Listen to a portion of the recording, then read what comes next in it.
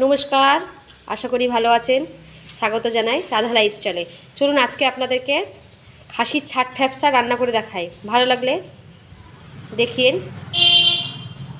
কড়াই গরম হয়ে গেছে, এর মধ্যে আমরা সর্ষের তেল দিয়ে দেবো পরিমাণ মতো।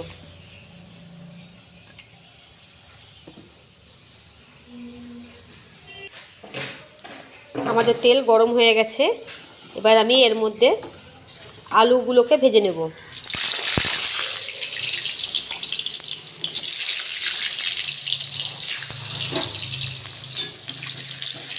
আলুগুলোকে একটু লাল লাল করে ভেজে নেব।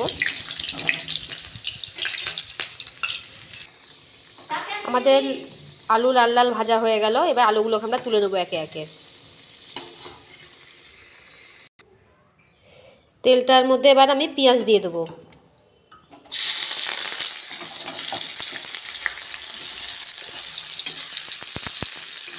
পেঁয়াজগুলোকে একটু ব্রাউন ব্রাউন ভেজে নেব।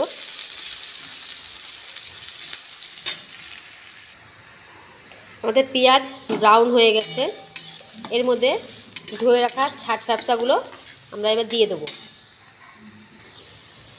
এবার আমি এর মধ্যে ধুয়ে রাখা ছাট ফ্যাপসাগুলো দিয়ে দেবো, দিয়ে একে ভালো করে কষতে হবে, ভালো করে লাল লাল করে ভেজে নিতে হবে।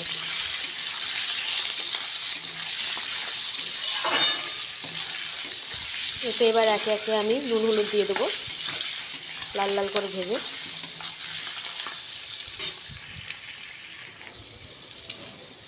এটা একটু ভাজা ভাজা হওয়াতে এতে এবার আমি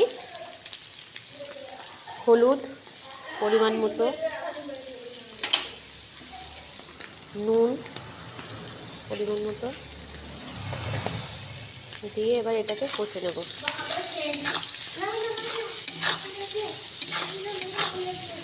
কষে নেব একটু লাল লাল করে, একটু কষে নেব। লাল লাল করে ভাজা হয়ে গেছে, এর মধ্যে এবার আমি মশলাটা দিয়ে দেবো। মশলাতে আছে আদা, রসুন, জিরা আর শুকনো লঙ্কা। আর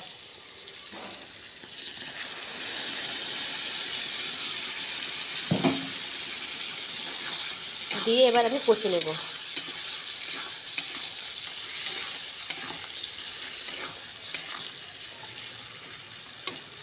ভালো করে এবার কষে নিতে হবে, একটু এবার ভালো করে কষে নিতে হবে। কষা প্রায় আমাদের হয়ে গেছে,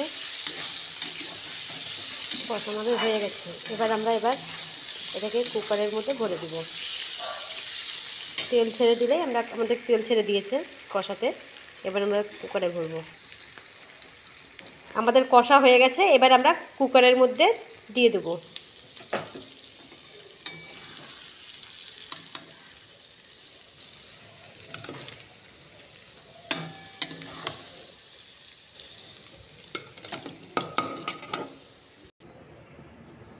কুকারে ভরে দিলাম, এবার কুকারে ঢাকনা মেরে দিয়ে সিটি দিয়ে দেবো 2-3টে। আমাদের মাংস কমপ্লিট হয়ে গেছে, এবার আমি এতে গরম মশলা দিয়ে নামিয়ে নেব। গরম মশলা এবার দিয়ে দেবো,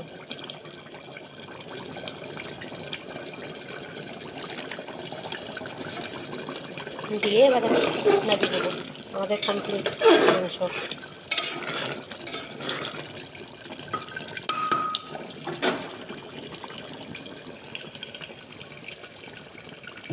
আমাদের মাংস কমপ্লিট, এবার নামিয়ে নেব।